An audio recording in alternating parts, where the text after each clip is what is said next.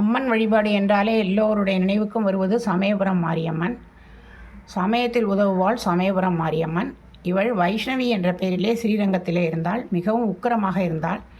அதனால் அந்த ஜீயர் இவளை வேறு இடத்துக்கு மாற்ற சொன்னார். அப்படி கொண்டு வந்து இவளை அமர்த்திய இடம்தான் கோட்டைமேடு.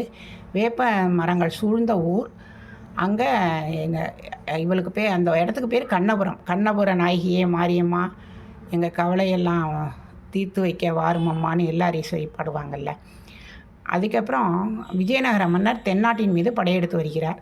அப்போது அவர் இந்த அம்மனிடம் வேண்டிக் கொள்கிறார், நான் தென்னகத்தை கைப்பற்றினால் உனக்கு பெரிய கோவில் கட்டுறேன்னு. அதன்படி தென்னகத்தை கைப்பற்றி திருச்சி, மதுரை, திருநெல்வேலி எல்லாம் நாயக்கர் ஆட்சியில் இருக்குது. பெரிய கோவில் கட்டுகிறார்.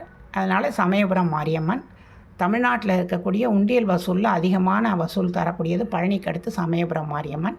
கண்கண்ட தெய்வம். மக்கள் அவள்கிட்ட தாய் போல் அவளை தாயாக பாவித்து பிரியமாக இருப்பாங்க. பெரிய சுதை சிற்பம்.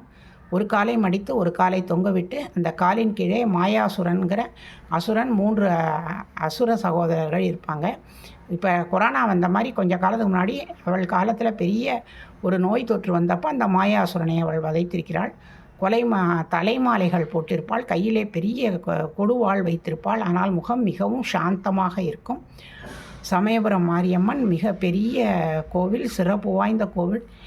உலகமெங்கும் இருக்கக்கூடிய அம்மன் பக்தர்கள் வந்து வழிபாடு செய்யும் சமயபுரம் மாரியம்மன். அம்மாடி சமயபுரத்தாலே உன் மகள் எனக்கு எல்லாமும் நீயே என்று அவள் தாள் பணிவோம்.